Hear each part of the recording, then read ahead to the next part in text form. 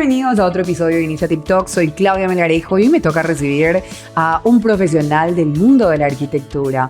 Él no solamente es arquitecto, sino que también es fundador de Teca Studio. Está con nosotros uno de los arquitectos más influyentes de Paraguay. Recibimos a Mauro Remonato, quien no solamente articula diseños, sino que también está encargado de la estrategia comercial y la planificación urbana en todo lo que tiene que ver con Teca Studios. Un gusto tenerte hoy con nosotros. ¿Qué tal, Claudia? Mauro. ¿Cómo estás? Un gusto para mí.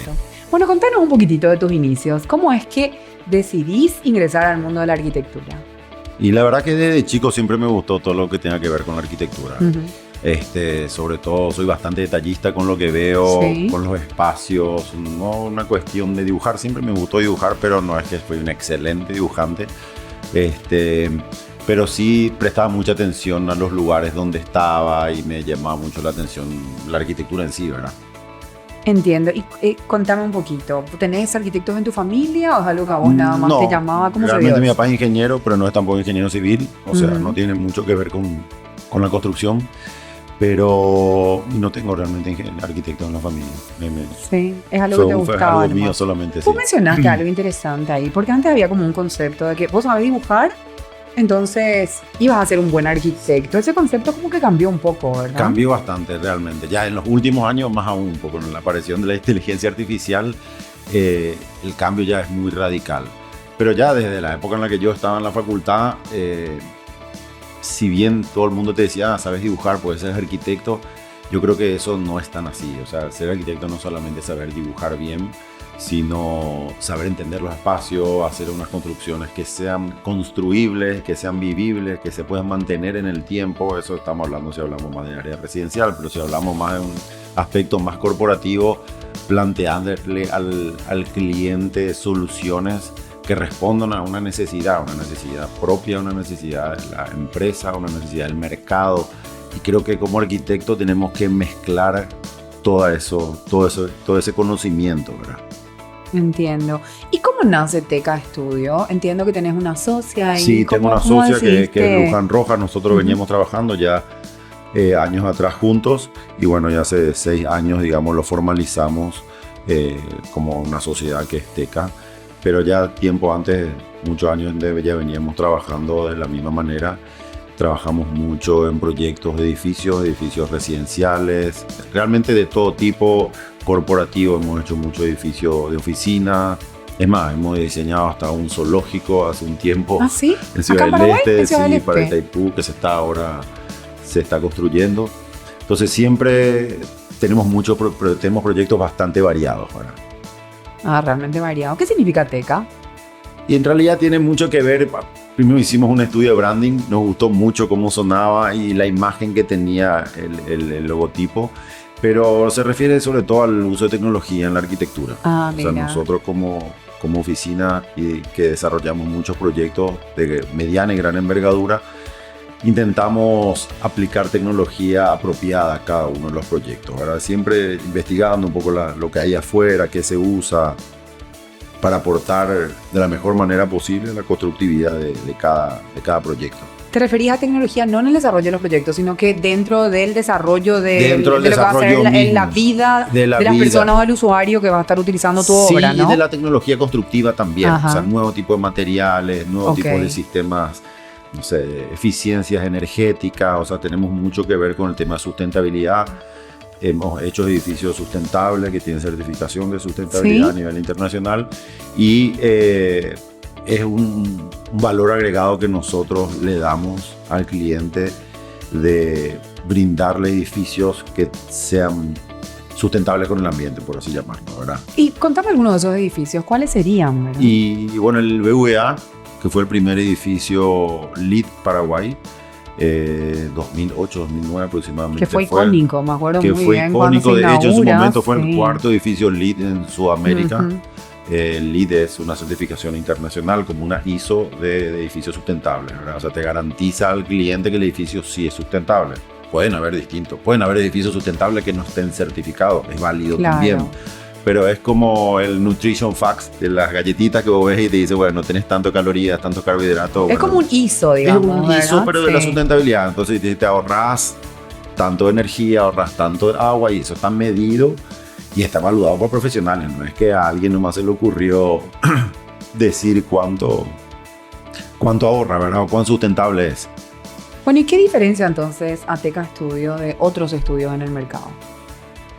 Nosotros le damos un valor muy importante al proyecto y al acabado del proyecto. Como trabajamos mucho con desarrolladores inmobiliarios, entendemos que el negocio del desarrollo inmobiliario es un negocio donde el tiempo es primordial, ¿verdad?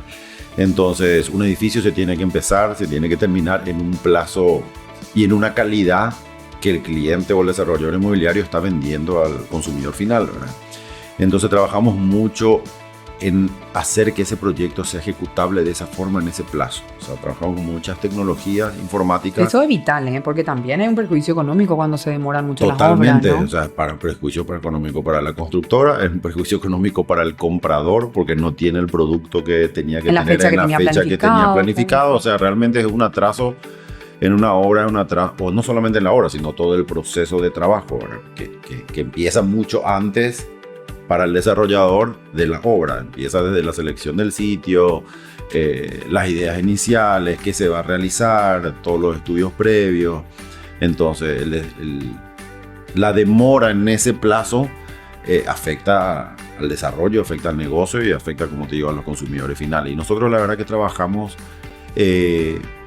bastante fuerte en brindarle al cliente un producto detallado que lo pueda construir en un plazo especificado y con los menores adicionales posibles, que los adicionales son Sí. el dolor de cabeza de las constructoras para con los clientes, Sí, ¿verdad? porque hay adicionales que tienen que ver con el gusto del cliente y que te dicen, no, prefiero esto que me cotizan así, quiero algo más caro. Pero hay Sí. otros adicionales que tienen que ver con un poco de cosas imprevistas. Por que van imprevisto llegando, ¿no? o porque no estaba bien planificado, ¿verdad? O no estaba bien diseñado o bien especificado, entonces, che, ¿ahora cómo lo hacemos?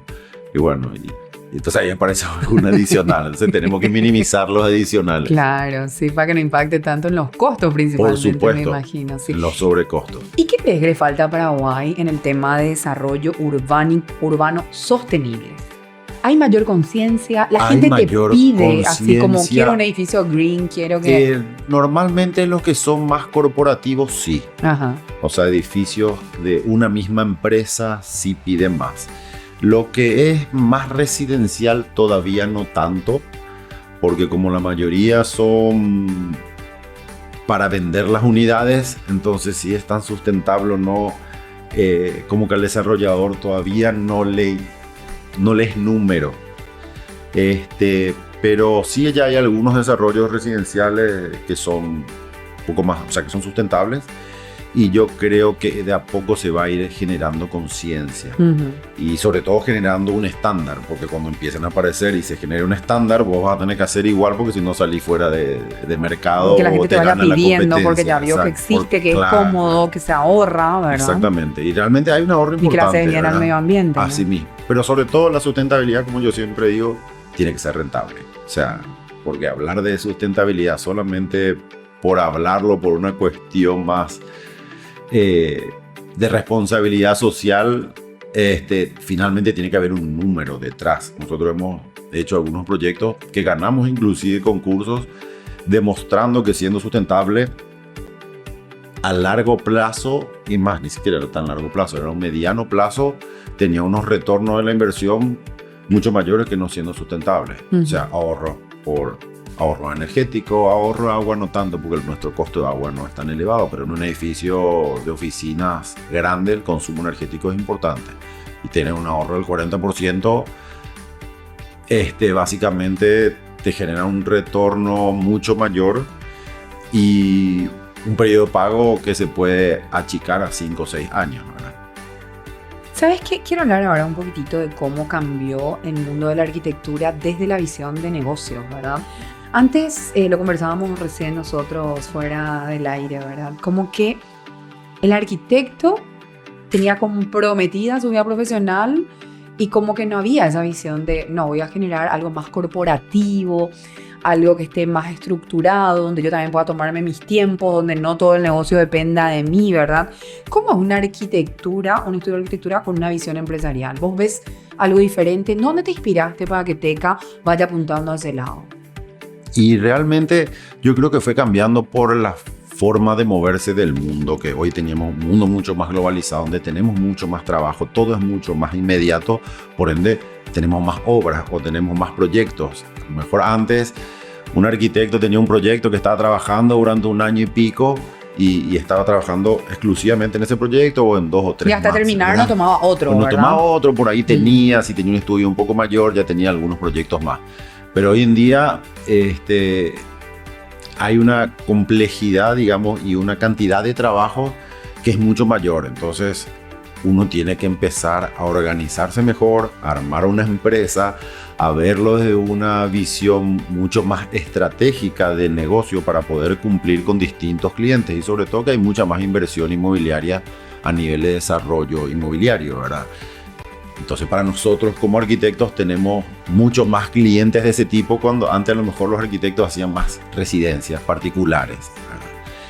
Y nosotros, ya viendo esta situación que se nos daba, que teníamos bastantes proyectos de desarrollo inmobiliario, es que nos vimos obligados realmente a empezar a invertir en nuestro conocimiento y en el orden de nuestra empresa, ¿verdad? Porque si no íbamos a crecer de una forma no sostenida. Y en algún momento íbamos a trastabillar. Entonces, ya hace un tiempo que estamos invirtiendo un poco en todo lo que es conocimiento, en plataformas, en tecnologías digitales para el control de la eficiencia de los trabajos, de las horas, de los proyectos. No solamente a lo que hace la arquitectura como tal, sino todo el proceso de trabajo o proceso de control, ¿verdad? Y los recursos productivos. Los ¿verdad? recursos Mira. productivos, la gestión de la gente, la gestión de las personas. Porque finalmente, como yo digo en la oficina, en nuestra empresa el activo más importante es el capital humano. Así es. Y la hora que invierte, ¿verdad? Que no Por puede supuesto. estar. O sea, hay infraestructura, digamos, que hacer como más todo eficiente estudio, digamos, todo. ¿verdad? Pero todo lo que sea el activo más importante que nosotros tenemos es la gente que está trabajando para nosotros. ¿Y dónde empieza y termina hoy el rol del arquitecto? Y yo creo que empieza primeramente entendiendo lo que necesita el cliente. Lo que necesita el cliente es lo que necesita el mercado. A veces el cliente, no solo si estamos hablando de una obra más residencial a nivel de edificios, una obra corporativa, creo que el arquitecto tiene que entender lo que necesita el cliente. Esa es la labor más complicada, porque a veces escuchamos lo que el cliente dice, pero quizás el cliente no está diciendo lo que realmente necesita, ¿verdad? Sino que está expresando cómo quiere hacerlo él, que no significa que sea la mejor manera de realizar para lograr el objetivo que necesita en el fondo. Que sea lo ¿verdad? más funcional Que de sea lo repente para más su funcional, negocio, ¿verdad? ¿verdad? Sí. Y también entender el mercado al cual está apuntando ese negocio en particular. Si hablamos de un edificio de oficina, al mercado al que apunte y qué requiere ese mercado. De ahí empieza. ¿Y cómo termina? Yo creo que la evaluación final del usuario es la mejor muestra de cómo terminó ese proceso. Del usuario, tanto el usuario final del edificio o lo que fuera, como del cliente también. Para nosotros el feedback del cliente es muy importante. Nosotros apostamos mucho también a la postventa del producto que nosotros hacemos para con nuestro cliente, ¿verdad? O sea, le hacemos seguimiento, tenemos mucha interacción después de terminado el trabajo para evacuar dudas, para lo que necesiten, ¿verdad? ¿Qué tan importante es el análisis financiero para un proyecto cuando estás diseñando, verdad? ¿Cómo administras eso? Porque los arquitectos, como te digo, yo creo que este rol que vos proponés como que tuvo realmente una evolución distinta. Antes era el arquitecto es el artista. Sabe de cálculos, puede hacer todo eso, Sí. pero el tema financiero era ahí como un... Yo Hasta creo ahora que la gente te dice, Dios mío, empezás tu obra vale 100 y terminabas pagando 250 o 180. Así es. Siempre como que son conocidos Sí, de repente sí, los arquitectos por totalmente. eso, ¿eh? Por eso muchos ya Entonces no quieren hacer más nada con arquitectos, pero sí, es así. O se le conoce mucho Sí. así, ¿verdad? Yo creo que Cambió, me parece eso. cambió bastante, Ujú. aparte de que hay muchas más herramientas, digitales o no, para el control financiero. Como te decía, el mercado creció a una arquitectura y a un modelo de negocio del estudio de arquitectura mucho más profesionalizada. Nosotros, como te decíamos, que trabajamos en dos áreas, aparte de lo residencial como tal, vivienda particular, sobre todo nuestro gran quehacer son los edificios de mediano o gran envergadura, estamos obligados a manejar bien el tema financiero y económico del proyecto y de lo que estamos haciendo para que el cliente lo pueda realizar después. Porque vamos a decir, yo quiero invertir tantos millones de dólares, yo tengo un proyecto que resulta después que salía más. ¿Y cómo lo vendes después, verdad? Entonces, nosotros tenemos la responsabilidad fuerte de cumplir con ese objetivo que es la parte financiera. ¿Y cuál fue el primer proyecto donde te tocó integrar más una estrategia empresarial con el desarrollo de un proyecto? ¿Fue el BBVA? Porque esa fue una obra gigante, ¿no? Fue una obra grande, sí. Realmente ahí yo creo que, no sé si hubo una obra como tal. Yo creo que el conjunto de obras o de proyectos que tuvimos que empezar a hacer en un mismo periodo de tiempo fue el que marcó la diferencia de decir, tengo que manejar esto de otra forma. O sea, tengo que manejar esta empresa porque realmente ya llega a ser una empresa. Lo tengo que manejar de una forma más estructurada, más estratégica. O sea, tengo que pensar cómo voy a hacer esto, cómo lo voy a sostener en el tiempo, cómo voy a crecer o no voy a crecer, pero cómo me voy a manejar durante el periodo de vida de mi oficina, básicamente. Hablando de cómo se dan los procesos de trabajo, cuando llega un proyecto a Teca y hay que iniciar desde la idea, ¿cómo se da ese proceso? Contanos un poquito. Bueno, nosotros la verdad que la mayoría de los casos, como llega un cliente, primero llega referido, sobre todo lo que tenga que ver con nuestro modelo de negocio, que tenemos como dos modelos de negocio, uno B2B y otro B2C, Ajá. donde el B2C es más el residencial, el consumidor final, y el B2B son las empresas desarrolladoras, ¿verdad? En todo lo que tenga que ver en el modelo B2B, sobre todo es referencial. O sea, el director o dueño de un banco no está entrando a la página de Instagram para mirar nuestro trabajo, ¿verdad? Sino porque tiene referencia de otro trabajo que habremos hecho. Y realmente empieza con un análisis del sitio, de la regulación municipal, y ahí planteamos qué es lo máximo que puede lograr o qué es lo que puede lograr dentro de eso, y ellos lo evalúan dentro de su modelo de negocios y su modelo financiero de construcción y de venta. Es un trabajo medio muy bien relacionado entre las partes, ¿verdad? Porque hay un ida y vuelta entre lo que nosotros vamos proponiendo, lo que va necesitando el mercado y cómo nosotros podemos ir adaptando eso a la necesidad de la demanda, lo que pide la demanda, ¿verdad? ¿Cómo equilibras diseño estético y viabilidad comercial en los proyectos más corporativos, por ejemplo? Es una lucha constante con el cliente, porque muchas veces nosotros como que ya estamos más acostumbrados a ese tipo de clientes, quizás nos es más fácil, ¿verdad? Porque al comienzo la lucha era mayor, porque el arquitecto quiere proponer lo que él cree que va a ser la arquitectura del siglo. Y el cliente tiene que vender ese producto, ¿verdad? Entonces a veces el arquitecto le da algunas ideas, va a hacer un proyecto que no es tan vendible o porque salió más caro o porque a lo mejor no era tan funcional. Entonces nosotros hoy en día ya estamos más allanados en ese camino de comprender lo que el cliente quiere y darle nuestro aporte, porque si no tampoco no seríamos, nuestro labor no tendría el impacto que tiene hoy en día, que es darle nuestra implicancia y darle nuestro valor agregado desde el tema funcional, desde el tema sustentabilidad o desde el tema estético también, ¿verdad?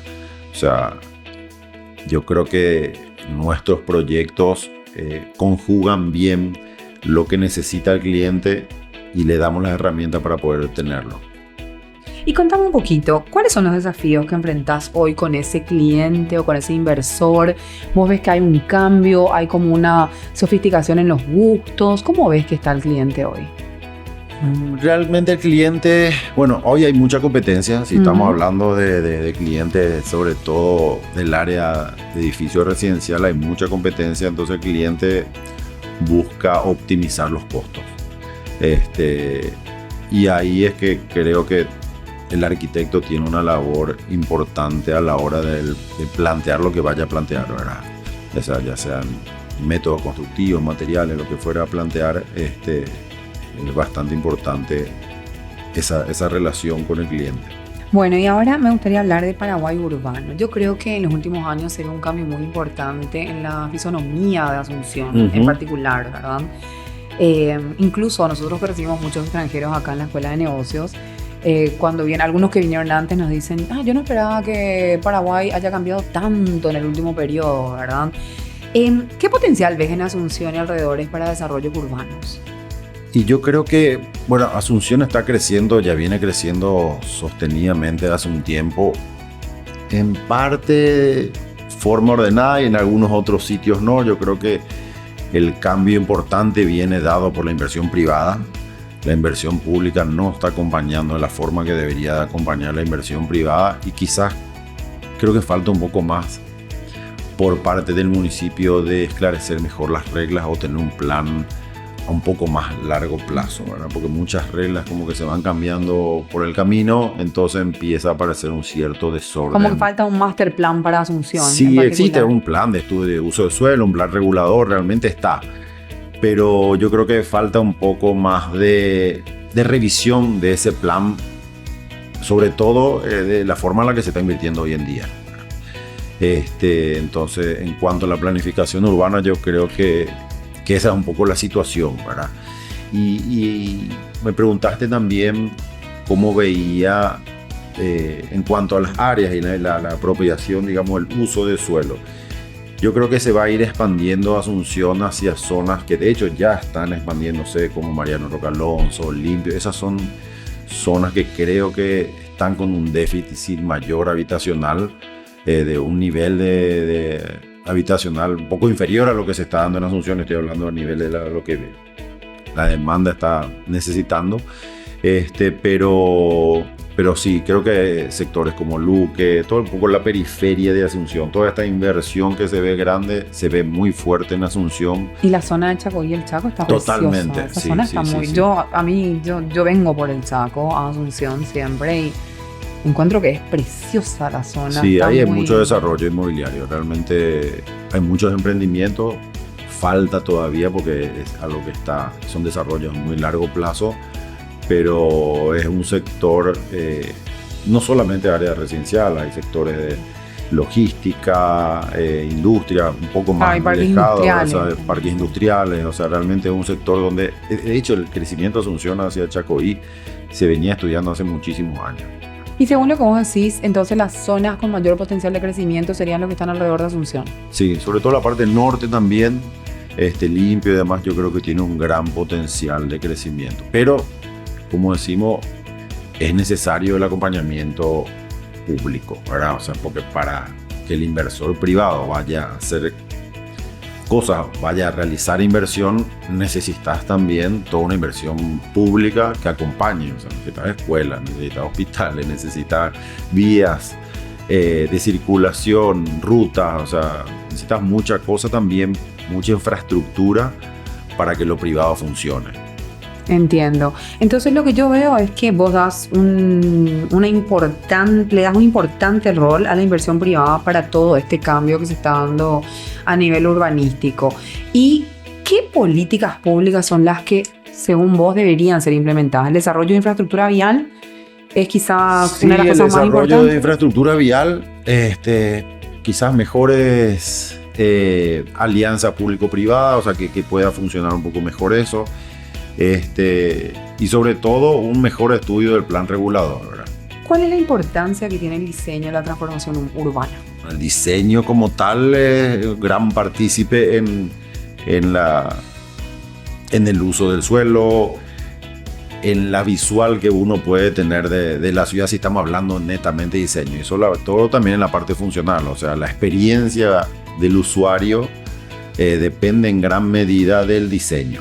O sea, del diseño, no solamente me estoy refiriendo a la parte visual o artística, digamos, sino también a lo que hacen los espacios, el tamaño de los espacios, cómo se consumen los espacios, que obviamente va muy ligado al negocio el cual está desarrollando, ¿verdad? Pero sí, me parece una parte fundamental y creo que somos responsables los arquitectos y todo lo que estamos dentro del rubro de la construcción y el desarrollo inmobiliario, de que el usuario final tenga un buen producto, una buena experiencia, pero que la ciudad con todo este crecimiento siga siendo una ciudad acorde al ser humano, porque finalmente la ciudad está hecha para el ser humano. Claro, el usuario final. Que el usuario final, el ciudadano. Así mismo. y que no se desordene todo eso, porque a veces con la idea de mucho negocio y rentabilidad, pero finalmente se pierde de vista la visión global de hacer ciudad. Pero también yo le entiendo al inversor privado, quiere sacar la mayor rentabilidad a cada negocio. Ahí es donde tiene que entrar el municipio, a poner las reglas en juego. Entiendo, sí. ¿Qué tendencias son las que se está viendo en el mercado del desarrollo inmobiliario? Creo que cada vez lo que se aplica a los edificios residenciales es el consumo, la experiencia, como te decía, la experiencia del usuario. O sea, fíjate que cada vez los edificios están con mejores amenities, mejores equipamientos de amenities. Y no tanto ya los departamentos, porque cada vez son más pequeños por una cuestión de costos. Pero sobre todo las áreas comunes me parece que es la gran puesta en escena de los mayores de los desarrolladores. Y sobre todo, como te decía, que todos estos desarrolladores, eso creo que va a ser la tendencia, es que van a ir abriéndose un poco más hacia la periferia de Asunción. ¿Y qué materiales, sistemas o enfoques te parecen disruptivos hoy? Y sobre todo lo que tenga que ver con construcción un poco más rápida. Construcción en seco, construcciones con materiales que tengan que ver con la sustentabilidad, es muy importante eso. Existe una reglamentación municipal que permite tener menores impuestos para construcciones sustentables. Entonces yo creo que desde ese lado al inversor le interesa. Pero sobre todo a lo que tenga que ver, como te digo, con sustentabilidad y con tener un edificio de mejor acabado y de mejor envejecimiento. Yo le llamo un mejor envejecimiento y que el edificio sea más fácil de mantener en el tiempo. O sea, un edificio ya sea corporativo o residencial que no necesita mucho mantenimiento. Ajá. Entonces, trabajar en materiales que quizás cuentan un poquitito más en la hora de la construcción, pero te ahorras en toda la postventa y la vida útil del edificio. Si lo calculas en, no sé, en 20 años de vida útil de un edificio, es más. Pero para poner un plazo, lo que te ahorras es mucho más de lo que invertiste. Okay. Bueno, opciones a considerar entonces al momento de... Sí, qué bueno, interesante esa propuesta. Porque realmente hay cosas que uno no contempla. La casa no es, o sea, particularmente si es residencia, y me imagino que también para el sector empresarial, ¿verdad? Que vos tenés que asumir un costo para que tu activo no se devalúe, ¿verdad? Y en el sector residencial la gente no lo tiene en cuenta. Y yo siempre digo, nosotros cuando entregamos una residencia, entregamos un manual de usuario. ¿Ah, sí? Donde están todas las especificaciones de cómo se construyó, qué es los tipos de pintura, cuál es el color de tu pintura, cuál es el color de piso. Creo que es un valor agregado porque no mucha gente hace eso, que lo aprendimos del sector corporativo. Que en el sector corporativo sí entregamos un manual de usuario y las constructoras lo entregan. Pero la gente no está acostumbrada al mantenimiento en Paraguay. Y yo digo, ¿por qué si te compras un auto, desde el más barato que sea, tenés que saber que a los 5.000 kilómetros tenías un mantenimiento y le llevas religiosamente a los 5.000 kilómetros del taller a hacer mantenimiento? ¿Y por qué a tu casa no lo mantenés? Y esperás a que caiga para poder arreglarla. O sea, en vez de hacer un mantenimiento preventivo, ya estás haciendo un arreglo. Exacto. Entonces, bueno, nosotros eso intentamos inculcárselo también al cliente a través de un manual, un protocolo de mantenimiento, ¿verdad? ¿Cómo cambió tu mirada profesional al empezar una maestría? Tuve una mirada, o sea, tengo una mirada mucho más integral de todo el negocio. O sea, no solamente antes era como la parte estética que uno pensaba o funcional del proyecto como tal.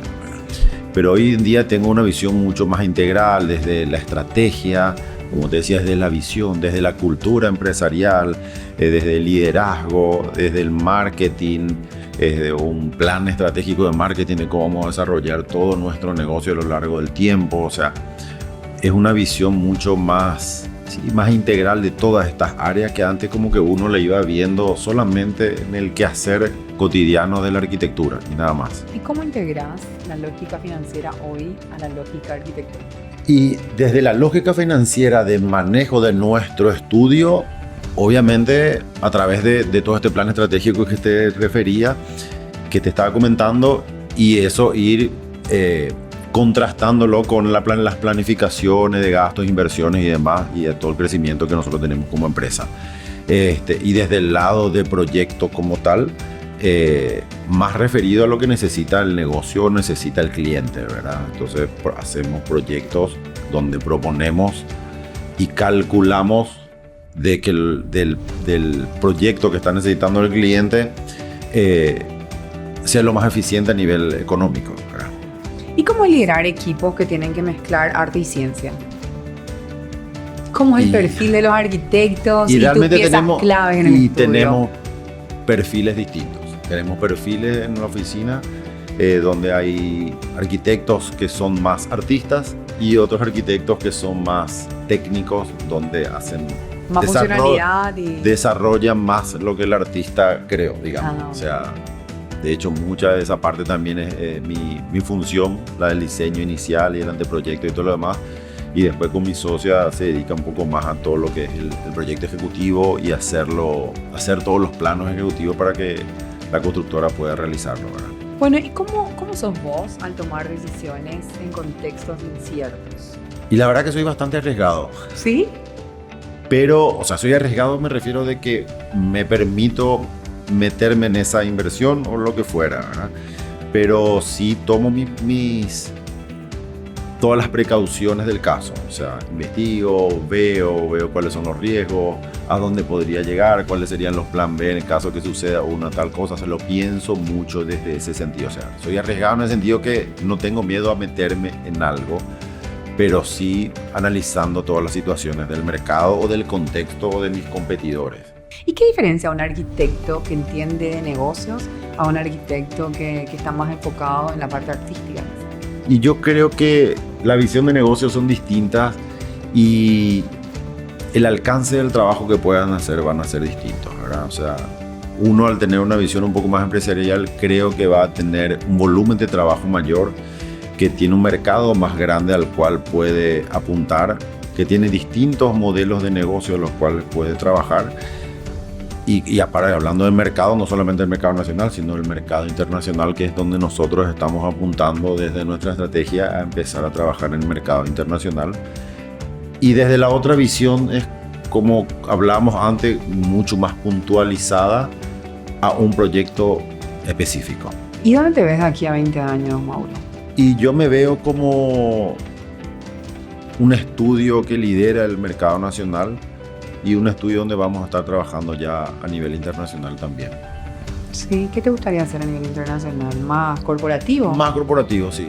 Sí, hablaba un poco de una mediterraneidad mental en algún momento el presidente, exactamente, ¿verdad? Porque acá vienen profesionales de varios países, limítrofes inclusive, y no tanto, y es como que el que viene de afuera es lo máximo.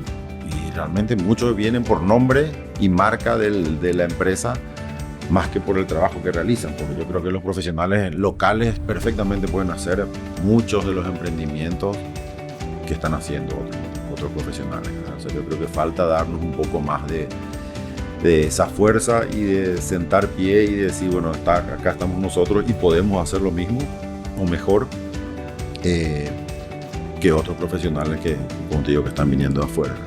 ¿Y cómo soñás que sea tu legado como arquitecto y como estratega de negocios? Y como estratega de negocios, realmente que mi empresa siga persistiendo durante el tiempo, esté yo o no esté yo, porque yo lo considero ya como una empresa, que tenemos una visión y una misión, y esa visión y misión que quede y que esa cultura empresarial se mantenga y se vaya mejorando, digamos, durante todo el proceso y la vida de la empresa. Y como arquitecto, dejar una impronta en la ciudad que respete la ciudad y que respete al ser humano, ¿verdad? Y a la sustentabilidad también, o sea, aportar desde ese lado. Si hoy le tuvieras que recomendar a un arquitecto, a un joven estudiante de arquitectura que está planeando incorporarse, ¿cuál sería tu consejo para ese joven de modo a poder cumplir con sus sueños, poder resultar exitoso en la profesión? La formación integral es muy importante. O sea, no solamente estamos hablando de hacer lindos edificios o hacer casas de revista, como digo, que son casas que son muy lindas, a veces para sacar una foto y está todo bien. Pero yo creo que todos los profesionales tenemos que tener una visión un poco más amplia en el sentido empresarial, en el sentido administrativo, en el sentido de organización, de gestión de personas, de gestión de recursos. Yo siempre discuto que en pocas de las de los estudios, de las casas de estudio, universidades o carreras, sean tema de cómo manejarse en un negocio. O sea, te puede ser el mejor arquitecto, el mejor médico, el mejor abogado, que si no sabes cómo administrar tu negocio, no te va a ir bien, por más que sea técnicamente en lo que te concierne lo mejor en tu área. Pero me parece muy importante esa área administrativa y de organización, ¿verdad? Y yo creo que eso sería un consejo para los que están empezando, que lo vean desde ese punto de vista también, que no es menor hoy en día. ¿Y qué mentalidad o hábito pensás que cambió tu carrera para siempre? La planificación, el control, tener KPI, medir qué es lo que estamos haciendo, si tiene una eficiencia, lo que estamos esperando, o sea, porque lo que no se mide no se puede controlar. Entonces tenemos sistemas de medición en casi todas las áreas, digamos, de nuestra oficina. ¿Qué proyecto aún no hizo Mauro Remonato, pero sabe que va a hacer? Un proyecto en el exterior. Sé que en algún momento, y no va a ser dentro de mucho, ¿Estás seguro de eso? Estoy seguro, sí. Vamos a hacer algún emprendimiento importante afuera. Lo estamos planificando y, como te decía, es lo que vemos, y cuando visualizamos algo, creo que podemos lograrlo y vamos a lograrlo. Finalmente, ¿qué consejo le darías a ese Mauro de 20 años que estaba estudiando, que estaba pensando en la facultad todavía, qué voy a hacer, qué hago? ¿Harías algo diferente de todo lo que te tocó hacer? Creo que no. O sea, la verdad que el proceso en el que yo estuve fue adecuado quizás a cada etapa. Me fui puliendo solo, porque la verdad que yo casi no trabajé para ninguna empresa. Entonces siempre fue a prueba y error. Y quizás me hubiese metido un poco más en este estudio el que estoy haciendo ahora antes. Uh-huh.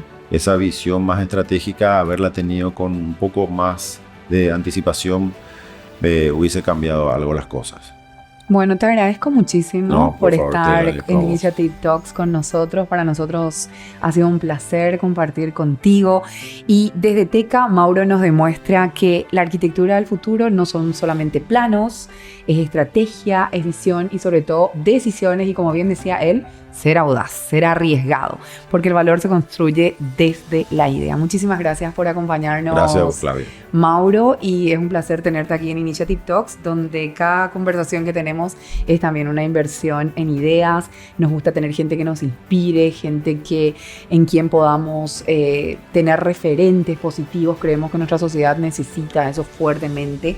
Héroes civiles. Entonces yo creo que realmente todo esto que nos contás ha sido súper interesante. Muchas gracias. Bueno, gracias a vos. Bueno, y no te olvides de que nosotros nos vemos muy pronto en otro episodio de Initiative Talks. Suscríbete a nuestro canal de YouTube y también estamos en Spotify. Hasta un próximo encuentro. Chau, chau.